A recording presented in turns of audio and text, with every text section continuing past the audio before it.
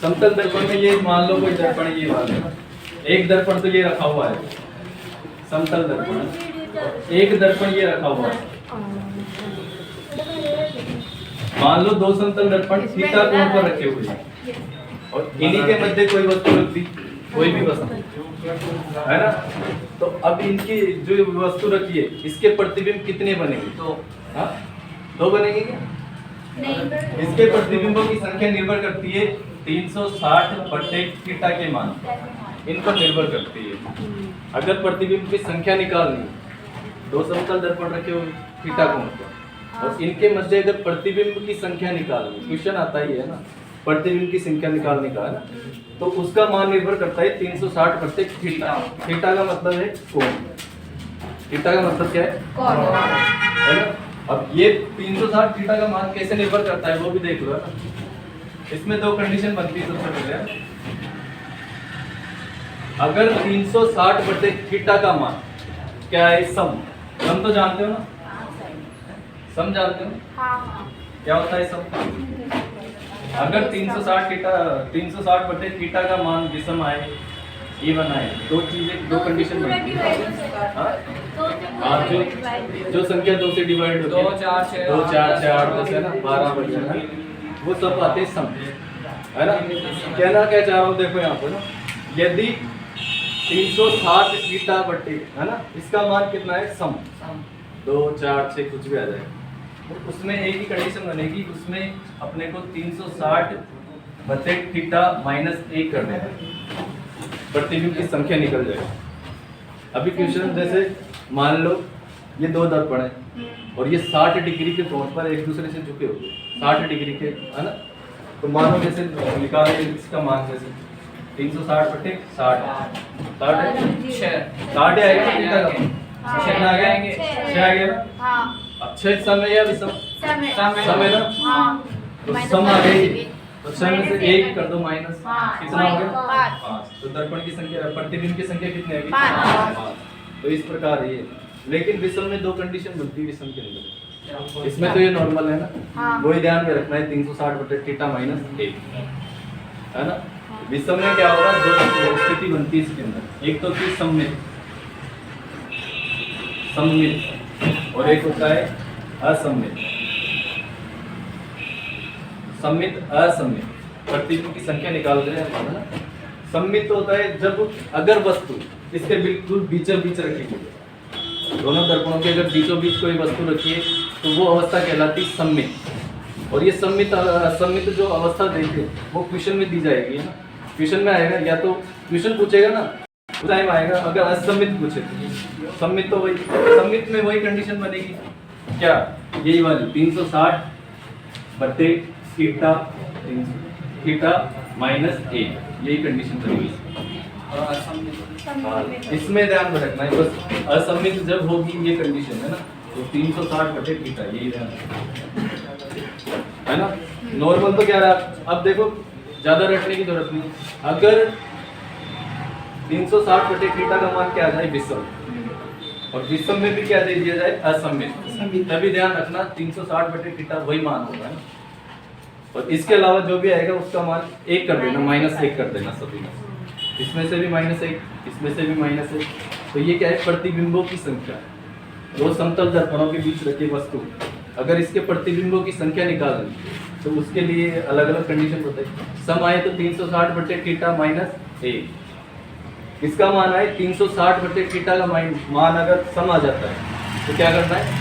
360 बटे theta minus 1, और विषम आ जाए तो वही सममित देखना है, असममित देखना है। सममित का मतलब यदि कोई वस्तु दर्पण के बीचों बीच रखी हुई, बीचों बीच का मतलब इधर का कोण का मान भी समान, इधर भी कोण का मान समान, ये होगा। बीचों बीच रखी है तो उसे कहेंगे सममित, और बीचों बीच न रखी हो तो उसे कहेंगे असममित। लेकिन असममित पूछेगा ना तो क्वेश्चन में देगा वो। अगर क्वेश्चन में जैसे विषम आ गया, कुछ भी नहीं दे रखा, कुछ भी, तो फिर क्या करना है? सममिति करना है, ये वाला ही। अगर पूछना होगा तो वो क्वेश्चन में दे रखा होगा असममित वाला ऑप्शन है। एक कंडीशन और बनती है, ये तो फिर प्रतिबिंबों की संख्या है। अब जैसे ये दो दर्पण हो रही है,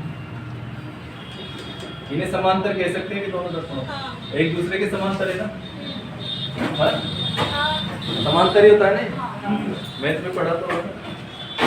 इनके मध्य कोण कितना होता है? 0 डिग्री का कोण बनता है। दो समतल दर्पण के मध्य कितने डिग्री का कोण बन रहा है? 0 डिग्री।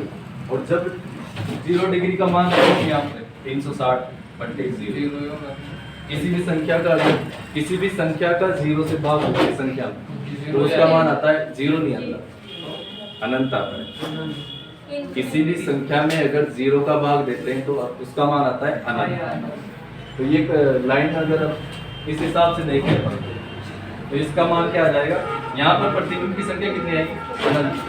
अनंत आएगी ना, मतलब क्या है, यदि दो समतल दर्पणों को समांतर स्थिति में रखा जाए तो उनके मध्य बनने वाले प्रतिबिंबों की संख्या कितनी होगी? अनंत होगी ना। ये लाइन यहाँ पे डायरेक्ट दे रखी है, और ये बात दे रखी है आपकी 6ठी क्लास होती है, 6ठी 7वीं के अंदर, उसके अंदर दे रखी है ना। और एक चीज और होती है, अगर दो समतल दर्पणों को ऐसे, समझ गए ये क्या है? 90 डिग्री समकोण पर या लंबवत एक दूसरे को क्या कर सकते हैं? लंबवत। ये समकोण होता है, 90 डिग्री होता है ना, दोनों को ऐसे रखते हैं। अब ऐसे भी निकाल भी सकते हैं ना, इनका मान तो निकाल सकते हैं ना, मान निकाल सकते हैं क्या? सूत्र में रखो वही 360 बटे कितना आ गया? कितना आ गया? 4 आ गया, तो मतलब क्या आ गया? सम आ गया क्या? सम आ गया। तो क्या करना है? 1 माइनस 3। प्रतिबिंब की संख्या कितनी हो गई? 3 हो गई ना। हाँ, तो यही है। अब डायरेक्ट लाइन दे रखी है वही 8वीं क्लास के अंदर से या 7वीं क्लास के अंदर, यदि दो समतल दर्पणों को एक दूसरे के लंबवत रखा जाता है तो बनने वाले प्रतिबिंबों की संख्या कितनी होगी? 3।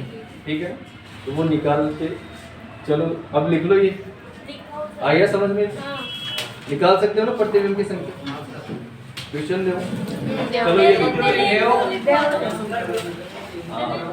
क्वेश्चन आता है, ये ना प्रतिबिंब की संख्या निकालना है।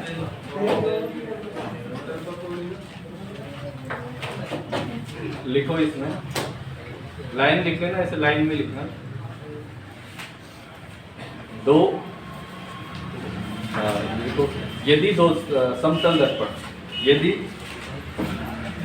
दो समतल दर्पण, यदि दो समतल दर्पण एक दूसरे से, यदि दो समतल दर्पण एक दूसरे से थीटा कोण पर, ये लिख रखा थीटा है ना, यदि दो समतल दर्पण एक दूसरे से थीटा कोण पर,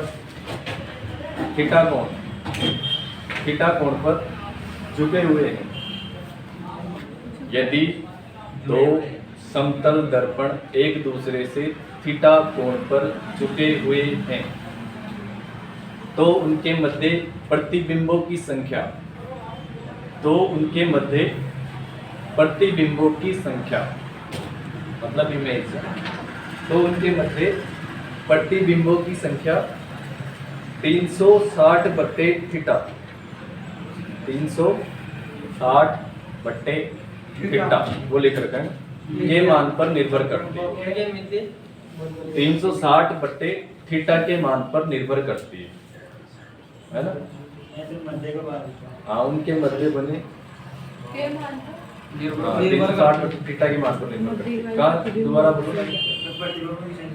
प्रतिबिंबों की संख्या 360 बटे थीटा के मान पर निर्भर करती है। उनके मध्य बने प्रतिबिंबों की संख्या 360 बटे थीटा के मान पर निर्भर करती है। और उसको ऐसे लिखोगे क्या? ये वाला 360 के मान पर कैसे निर्भर करती है? ऐसे लिख सकते हो ना इसको। सम आए अगर 360 बटे थीटा का मान क्या है? सम आए तो क्या करना है? 360 बटे थीटा माइनस 1 करना। विषम आए तो 2 कंडीशन लिख लेना, सममित और असममित। सममित में 360 बटे थीटा माइनस 1, और उसमें ऐसे कैसे 360 बटे थीटा है। तो ये लिख लो ऐसे कैसे लिखो।